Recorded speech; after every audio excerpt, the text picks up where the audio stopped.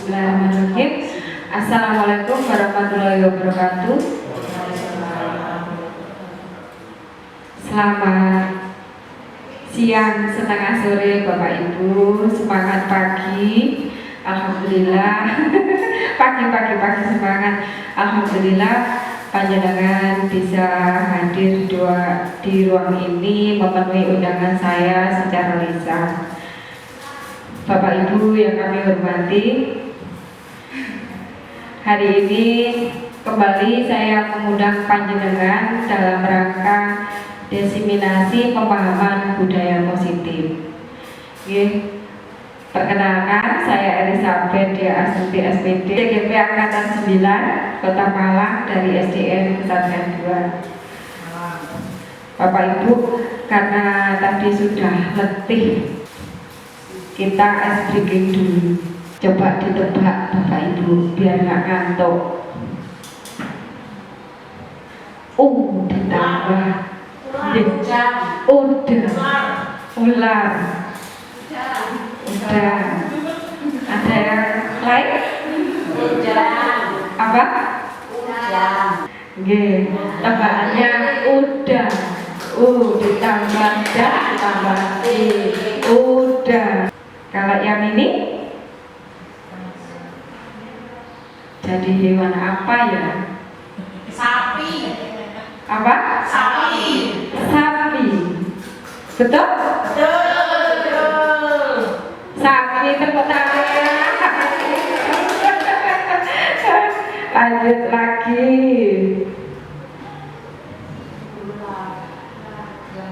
Ular. Apa? Ular. Ternyata ular.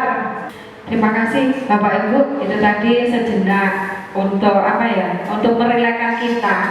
Rada senang-senang titik, agak senang-senang dikit. Hari ini saya akan menyampaikan tentang budaya positif. Tentunya tidak asing bagi Bapak Ibu. Namanya budaya positif pasti kaitannya dengan disiplin. Disiplin itu apa? Menurut panjenengan? Kalau menurut saya ya, disiplin itu suatu tingkah laku yang dimiliki oleh seseorang di mana mereka itu mentaati tata tertib atau aturan yang berlaku di suatu tempat tersebut. Mungkin Itu tadi tentang disiplin. Karena setiap orang itu punya pandangan yang berbeda-beda disiplin. Nah, yang menjadi acuan di sini, disiplin ini menurut Diane Gosen. Disiplin artinya disiplin diri dapat membuat seseorang menggali potensinya menuju kepada sebuah tujuan, sesuatu yang dihargai dan bermakna. Dan yang paling penting adalah bagaimana cara kita mengontrol diri dan bagaimana cara kita menguasai diri untuk memilih tindakan yang mengacu pada nilai-nilai yang kita hargai. Sedangkan menurut Ki Hajar Dewantara, sebagai pendidik, tujuan kita adalah menciptakan anak-anak yang memiliki disiplin diri sehingga mereka bisa berperilaku dengan mengacu pada nilai-nilai kebajikan universal dan memiliki motivasi intrinsik bukan ekstrinsik. Motivasi intrinsik ini artinya anak-anak dengan kesadaran diri melakukannya tanpa paksaan atau dorongan dari luar. Nah, nilai-nilai apa yang diinginkan terutama anak-anak Indonesia? Tentunya mengacu pada 6 dimensi profil pelajar Pancasila. Yang pertama adalah beriman dan bertakwa kepada Tuhan Yang Maha Esa, kemudian berkebinekaan global, bergotong royong, kreatif, bernalar kritis, dan mandiri. Ada 2 pertanyaan. Ini mungkin yang sering tanpa kita sadari. Apakah hukuman dapat membuat murid menjadi disiplin? Kemudian apakah dengan penghargaan atau imbalan dapat mendisiplinkan murid? Contohnya seperti ini Bapak Ibu, kalau muridnya terlambat Apakah kalau dihukum dia nanti akan menjadi anak yang disiplin? Ataukah misalnya dengan diiming-imingi, kamu kalau besok masuknya tidak terlambat saya beri bintang 5, itu namanya penghargaan, diiming-imingi. Apakah itu akan membuat anak menjadi disiplin? Terima kasih. Hukuman apakah akan menjadikan anak disiplin? Saya jawab tidak. Diberi alasan atau tidak? Karena kedisiplinan itu karakter dari anak. Kalau kita memberi hukuman, apalagi hukuman fisik tidak sesuai dengan pembelajaran kita ya, yang sekolah ramah anak, dan kehukuman itu tidak akan membuat anak menjadi disiplin. Mungkin disiplinnya hanya bersifat sementara, tapi tidak mendarah daging dalam karakternya. Kemudian apakah dengan penghargaan atau imbalan dapat mendisiplinkan murid? Tidak juga, karena dia akan mengharapkan penghargaan terus. Jadi dia akan disiplin jika diberi penghargaan. Ketika tidak ada yang melihat atau tidak ada siapapun, mungkin dia tidak akan melaksanakan kedisiplinan itu. Jadi menurut saya dua-duanya tidak bisa membuat anak disiplin. Bahwa baik hukuman maupun penghargaan yang kita berikan kepada anak memang tidak memberikan pengaruh secara signifikan untuk merubah disiplin anak, tetapi dengan adanya penghargaan imbalan paling tidak bisa menumbuhkan rasa tanggung jawab anak. Oh, kalau saya melanggar itu seperti ini. Oh, kalau saya itu melakukan sesuatu yang positif, itu akan membuat anak dengan adanya penghargaan lebih termotivasi lagi. Kalau anak itu melanggar dengan apa yang sudah disepakati bersama, paling tidak memberikan anak untuk jera dan tidak mengulangi lagi. Bapak Ibu, saya tidak akan menebalkan dulu. Memang saya ingin mengetahui pendapatnya panjenengan, hukuman itu mendisiplinkan atau tidak. Nah, untuk lebih lanjut kita pahami dulu supaya nanti panjenengan tahu bahwa hukuman itu loh dampaknya bagaimana. Oke. Karena dari yang awal tadi manusia itu melakukan sesuatu itu ada 3 motivasi. Motivasinya itu yang pertama untuk menghindari ketidaknyamanan atau hukuman. Ini menurut Dian Gosen. Kemudian yang kedua untuk mendapatkan imbalan atau penghargaan dari orang lain.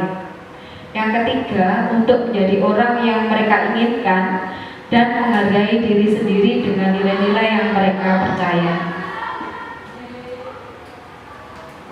Nah, kalau anak-anak kita ternyata kok di dalam kelas itu melakukan sesuatu yang menurut panjenengan melanggar dari aturan yang ditetapkan, berarti kebutuhan dari anak itu ada yang tidak terpenuhi, maka dia menunjukkan ekspresinya. Disiplin positif itu ada 2 ya. Kemudian konsekuensi dan restitusi. Konsekuensi itu contohnya seperti ini Bapak Ibu. Misalnya pagi itu kita punya kebiasaan anak-anak tanpa adanya bel itu sudah di dalam kelas ya. Jam 7 kurang 1/4 kita semua sudah serentak berdoa bersama di dalam kelas. Nah ternyata ada satu anak yang datangnya pukul 7. Dia tidak menyalahi aturan gitu, karena jam belajarnya pukul 7. Tapi karena sudah dimulai berdoa, ada konsekuensi. Anak yang terlambat ini menunggu di luar dulu. Menunggu di luar dulu karena menghargai yang berdoa di dalam sampai selesai. Itu konsekuensinya. Tapi bukan dengan hukuman. Dihukum oleh penghargaan. Ini tadi yang saya tanyakan. Penghargaan menghukum mereka yang tidak mendapatkan penghargaan. Misalnya sistem ranking. Mereka yang mendapatkan ranking kedua akan merasa paling dihukum. Kenapa? Karena dia merasa kok aku tidak bisa seperti yang nomor 1. Itu merasa dihukum. Apalagi sekarang ini pembelajaran kita adalah merdeka, merdeka, anak-anak merdeka. Jadi tidak ada label pada diri anak-anak. Kamu ranking sekian, kamu sekian. Karena itu labelnya itu dibawa sampai besar, Bapak Ibu. Saya merasakan sendiri pada diri saya. Ketika SMP 3 besar, kemudian turun, naik lagi.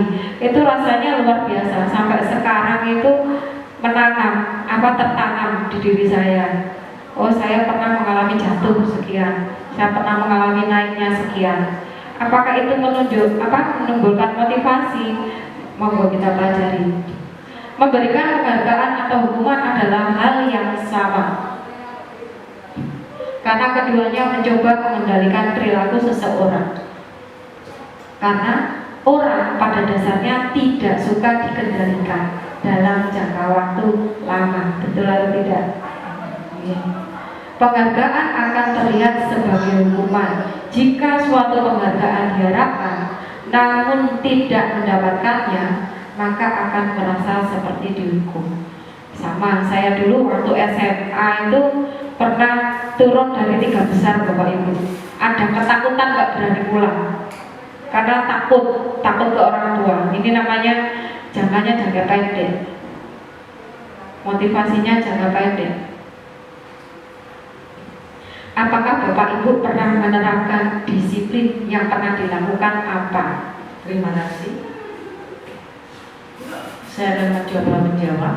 Apakah penerapan disiplin yang pernah Bapak Ibu lakukan? Ini tentang pengalaman saya tentang disiplin, terutama dalam hal pekerjaan rumah. Itu pengalaman dari anak-anak saya sendiri. Anak-anak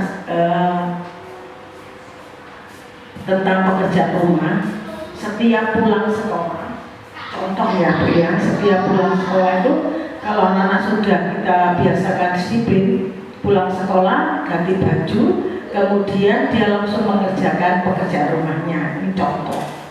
Nah itu pertama kali memang agak sulit untuk mendisiplinkan anak-anak dalam belajar mengerjakan pekerjaan di rumah. Pertama itu memang agak sulit. Nah setiap hari kita terus-menerus kita lakukan tentang kedisiplinan ini. Nah lama-lama dia sendiri tidak tanpa disuruh oleh orang tua pun dia akan mendisiplinkan diri, yaitu untuk mengerjakan pekerjaan rumah yang sudah diberikan tugas oleh gurunya.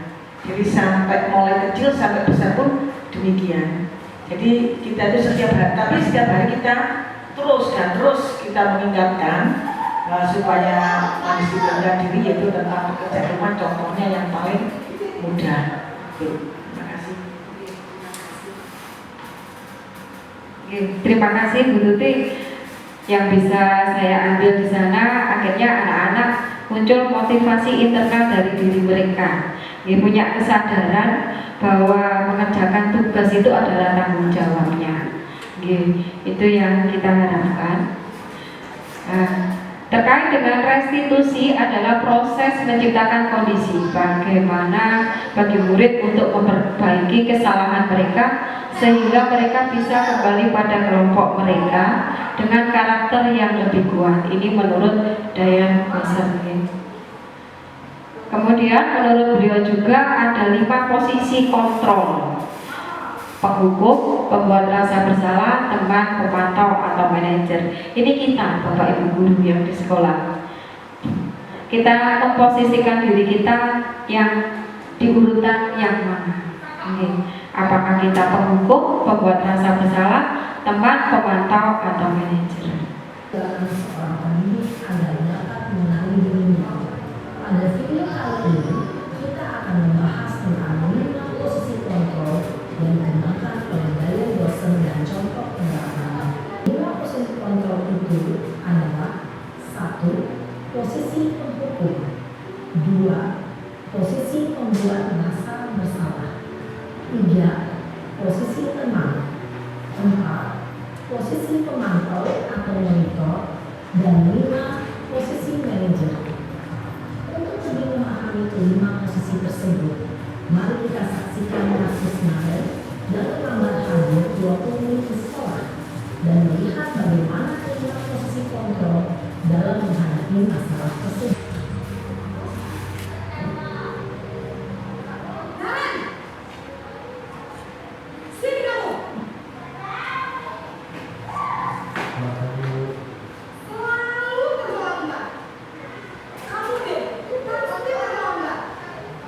Bu, saya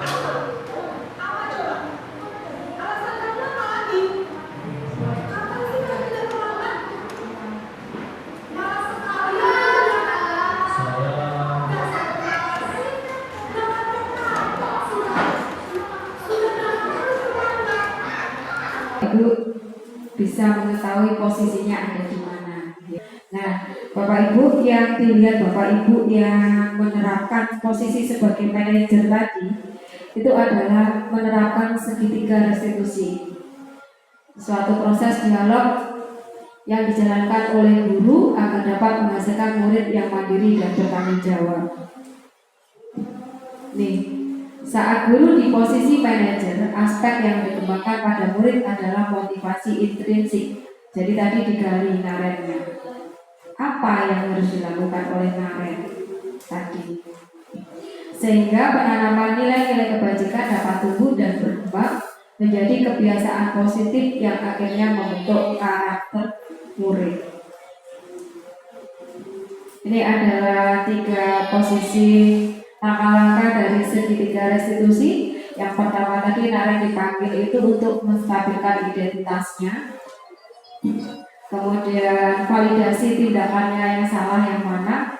Kemudian ditanyakan keyakinannya tadi. Hal yang perlu diperhatikan kalau melakukan segitiga restitusi, perilaku yang salah perlu dikaitkan dengan nilai-nilai atau keyakinan yang disepakati. Tentunya di setiap kelas ada keyakinan kelas nih, kesepakatan yang awal tahun ajaran baru itu pasti dibuat, kesepakatan bersama-sama antara murid dengan gurunya. Ada kesediaan dari yang salah tadi mau memperbaiki kesalahannya, pemecahan masalah sebisa mungkin relevan atau memiliki hubungan dengan masalah yang ada. Perlu adanya usaha dari pihak yang berbuat kesalahan. Tadi ada usaha dari naren, dia berusaha akan setel alarm, kemudian minta bantuan ibu dan kakaknya. Dalam menerapkan segitiga restitusi, guru diharapkan menerapkan posisi sebagai manajer dengan mengajukan pertanyaan bermakna yang membuat murid lebih percaya diri, bertanggung jawab, dan mandiri. Ini contoh penerapan segitiga restitusi.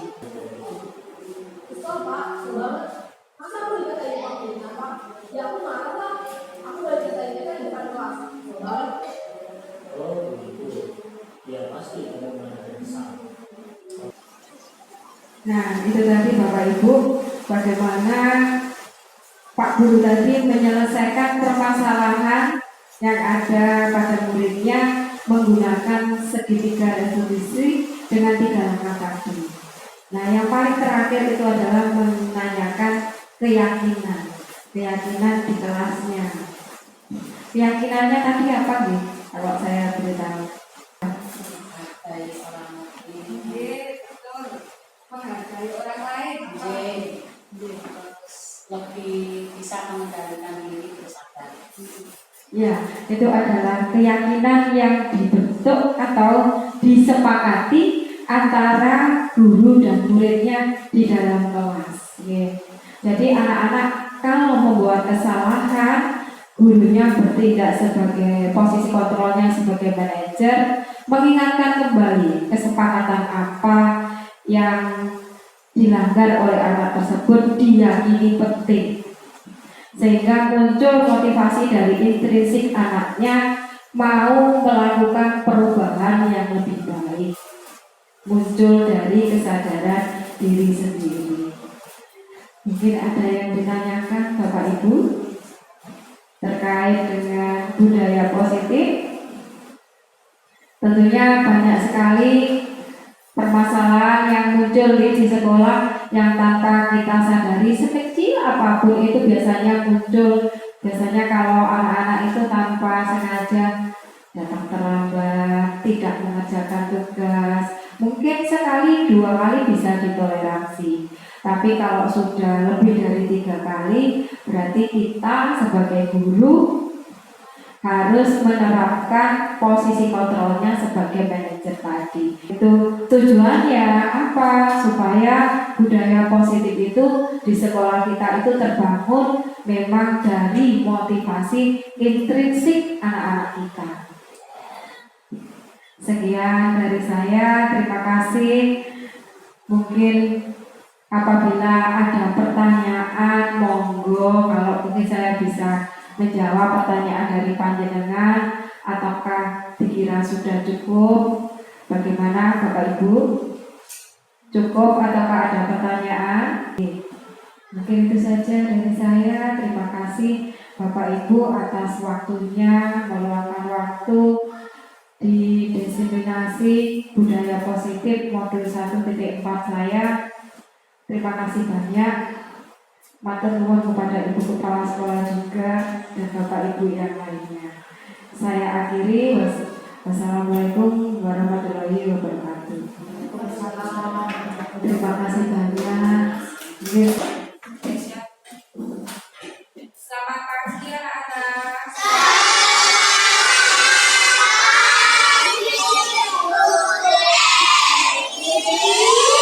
Assalamualaikum warahmatullahi wabarakatuh.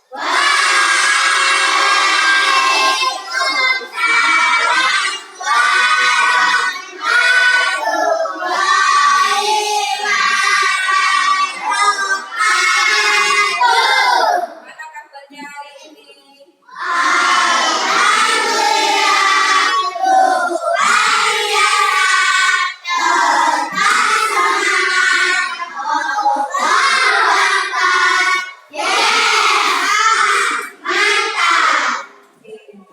Tempo 1, 2, 3, 4, 5,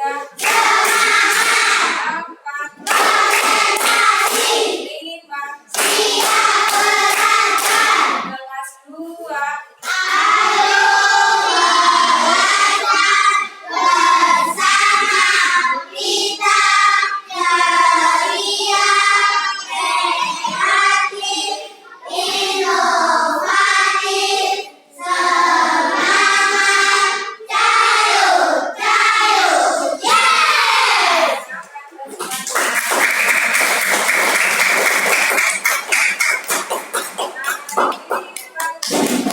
Anak-anak, hari ini kita akan membuat keyakinan kelas. Tahu apa itu keyakinan? Tidak tahu. Keyakinan itu adalah sesuatu yang disepakati kelas untuk dilaksanakan supaya membiasakan kita untuk disiplin. Kesepakatannya yang membuat siapa? Anak-anak dan guru. Nanti isinya bagaimana kesepakatannya? Anak-anak dengan temannya, anak-anak dengan guru. Apa sih yang perlu disepakati buat kelas kita supaya kelas kita itu disiplinnya bagus. Nah, tentunya membuat kesepakatan itu harus menggunakan kalimat yang positif. Kalimat positif itu apa? Tidak boleh ada kata tidak, dilarang, tidak boleh. Contohnya bagaimana, Bu? Kalau anak-anak sama guru, yang bagus apa ya? Baik. Jadi tidak boleh sambung itu nggak boleh ditulis. Yang bagus adalah saling menghargai. Bisa anak-anak? Bisa. Setiap anak dapat satu kertas. Satu anak hanya menulis satu keyakinan saja. Gak usah banyak-banyak. Kalau sudah selesai, nanti silakan ditempel di sini. Tapi urut mulai absen 1 sampai absen 20. Nggak boleh berebut. Bisa dipahami? Bisa.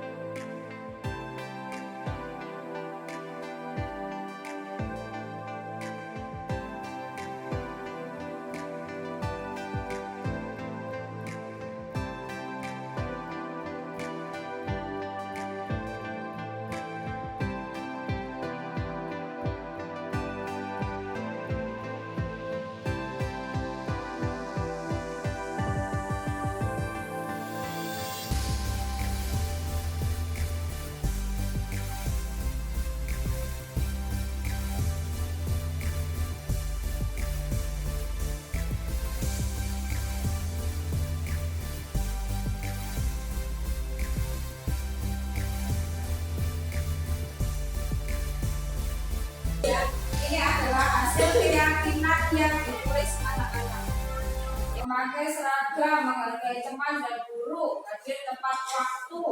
Ini sama, hadir tepat waktu, datang tepat waktu, piket dengan semangat, berangkatnya tepat waktu, saling menghargai, menjaga kebersihan, datang tepat waktu, pakai seragam, saling menghargai, mengucap salam, piket kelas, saling menghargai sesama teman, jaga tepat waktu. Nah, ini hampir sama ya. Jadi yang sudah diyakini anak-anak itu tadi ada yang pertama datang tepat waktu, kemudian saling menghargai, kemudian ada lagi piket dengan semangat, memakai seragam sesuai dengan jadwalnya. Anak-anak, itu tadi adalah keyakinan yang sudah kamu yakini. Kira-kira keyakinan itu penting atau tidak? Penting. Harus dilaksanakan atau tidak? Harus. Untuk siapa? Untuk diri sendiri menjadi pribadi yang lebih baik, disiplin, bisa nggak diterapkan di rumah? Bisa. Setiap anak maju ke depan memberikan bukti bahwa keyakinan kelas kita itu sah dengan memberikan cap jempol, ya.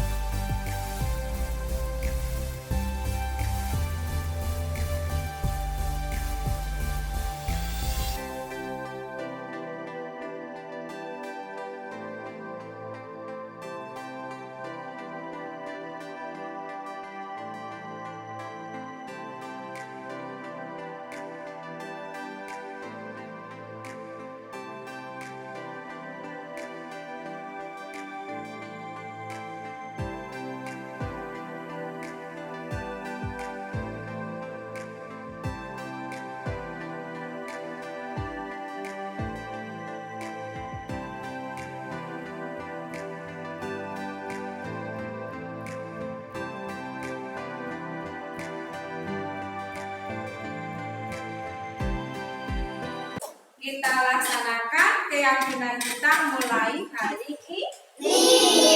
Bisa anak-anak? Bisa. Terima kasih. Wassalamualaikum warahmatullahi wabarakatuh.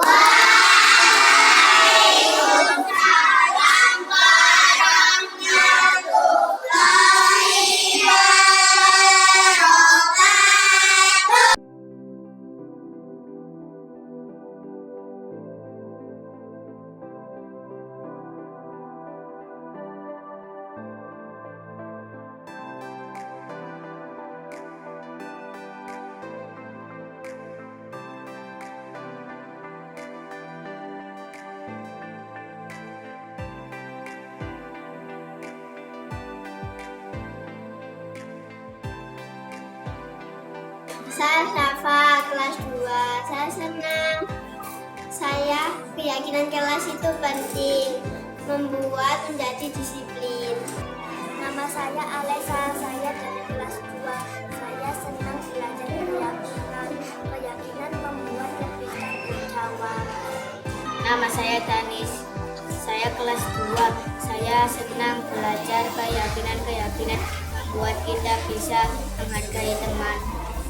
Nama saya Aji, saya senang belajar keyakinan. Keyakinan membuat kita bisa belajar tepat waktu. Nama saya kelas 2. Saya senang belajar keyakinan. Dengan keyakinan kita bisa hidup rukun.